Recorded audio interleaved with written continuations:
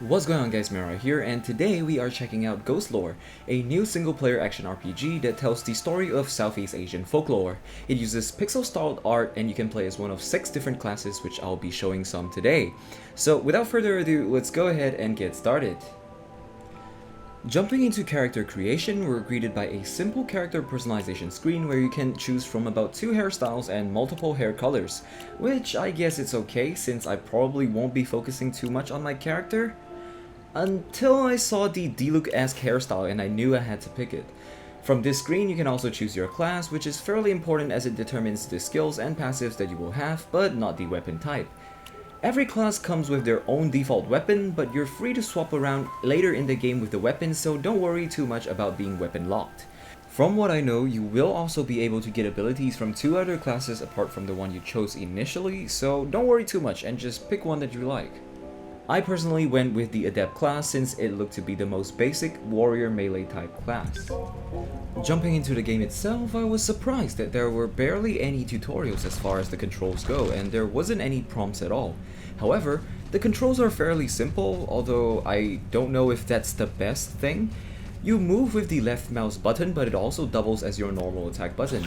It was pretty okay for melee weapons, but I did have a little bit of trouble kiting with ranged weapons, as you will see later.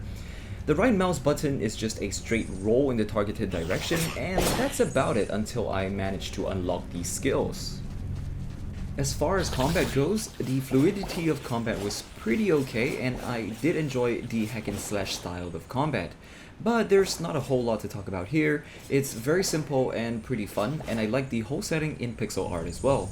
The one gripe that I have with the combat though is actually the simplicity of the controls.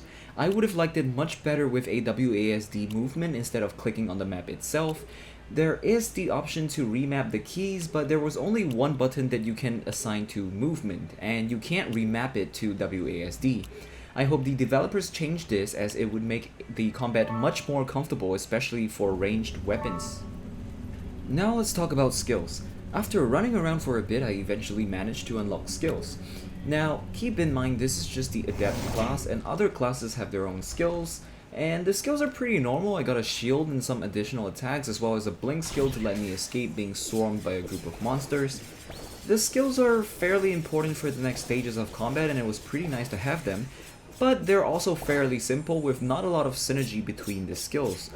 Once again, this is just the Adept, so I don't speak for every class, but I've also tried a couple of other classes and they all seem to be similar in that sense that they're all pretty simple.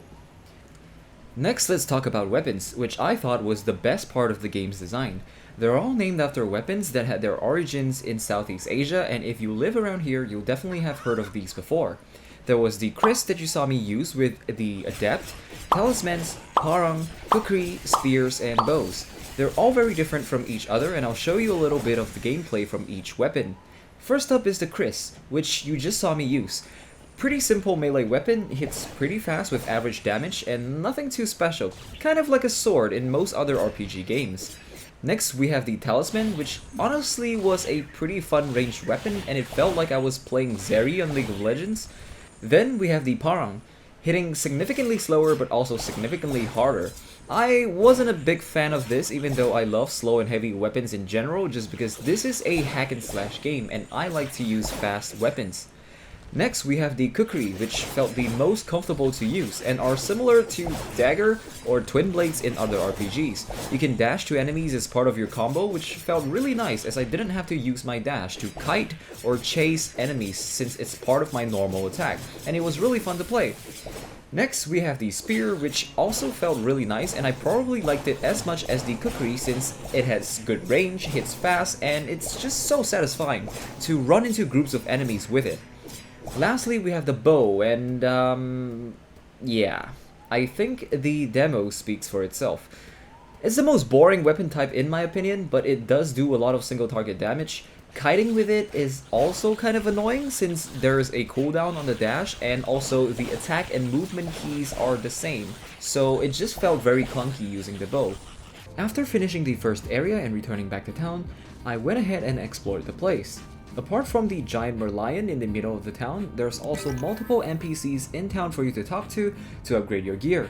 Oh, and I should also mention that although there's no online multiplayer in this game, you can still play with your friends via Steam Remote Play Together.